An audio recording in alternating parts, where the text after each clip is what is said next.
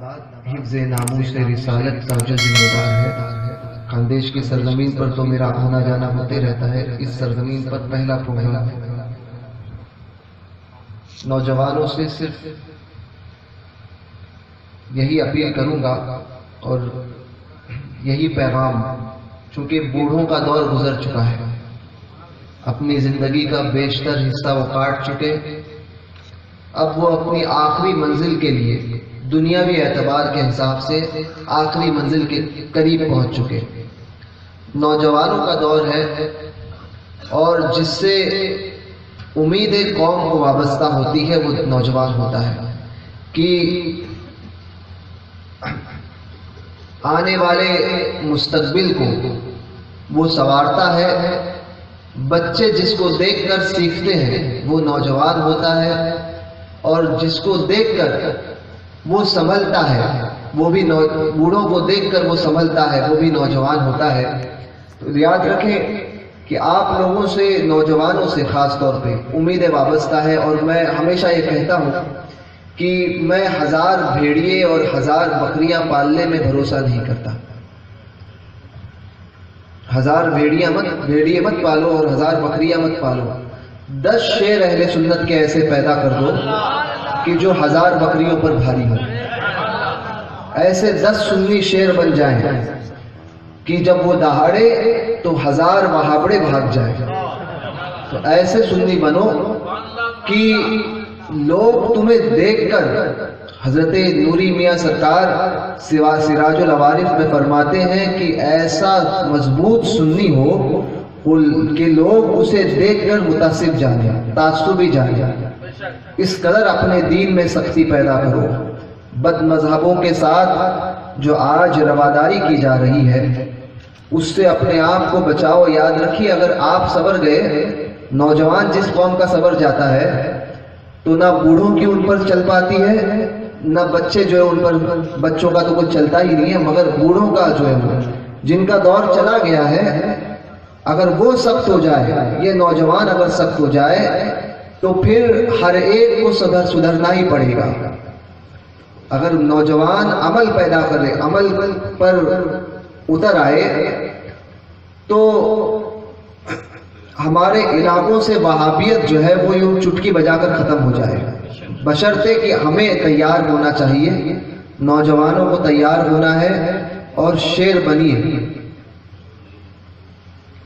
اور کتے بننا ہے تو صرف اور صرف سرکاروں کے بنیے، سمجھے؟ دنیا کے کتے نہ بنے، اپنے بزرگوں کے کتے بنے، اور بزرگوں کی بارگاہ کا کتا ہی در حقیقت شیر ہوتا ہے، سمجھے؟ وہاں پر شیر ہی جو ہے بزرگوں کی بارگاہ میں رکھوالی کرتے ہیں، کتے کی ڈیوٹی نبھاتے ہیں۔ تو لہٰذا نوجوانوں اپنے اندر بیداری پیدا کرو بد مذہبوں سے، چونکہ اس دور میں سب سے بڑی جنگ جو ہے وہ ہماری عقیدے کے تعلق سے ہے۔ ہم اگر اپنا عقیدہ بچا لے گئے تو عمل تو انشاءاللہ تعالیٰ کر ہی جائیں گے۔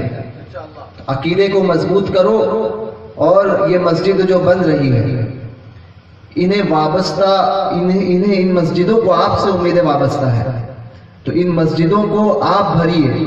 دراصل ہوتا یہ ہے کہ مسجدیں کب جاتی ہیں بد مذہبوں کے قبضے میں؟ جب ہم نے جانا چھوڑ دیا۔ جس پر نماز فرض تھی اس نے نمازوں کو چھوڑ دیا، اور جن پر نماز فرضی نہیں وہ نماز پڑھ رہے ہیں، چونکہ نماز کے لیے ایمان کا ہونا شرط ہے۔ تو کسی بد مذہب پر نماز ہی فرض نہیں، چونکہ ان کا ایمان ہی نہیں ہے۔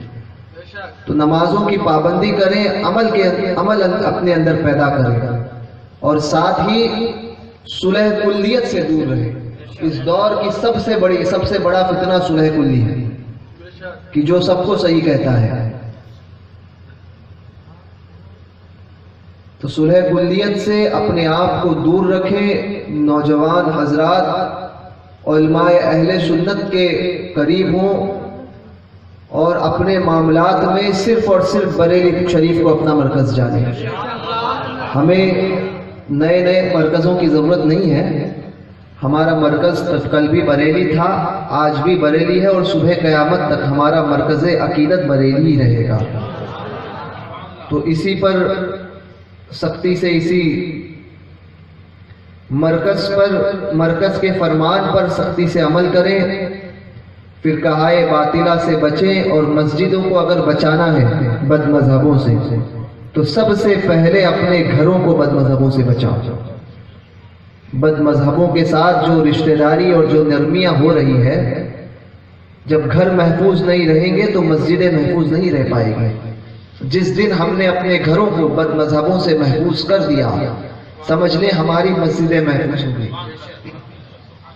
تو مسجدوں کو، اپنے گھروں کو محفوظ کریں بد مذہبوں سے، سنی صحیح العقیدہ بنے، پکا سنی، ایسا سنی بنے کہ وہابی دیکھ کر ڈرے کہ یہ سنی شیر آ رہا ہے، اور شیر تو سنی ہی ہوتا ہے، اور سنی ہی شیر ہوتا ہے۔ تو پکے سنی بنے۔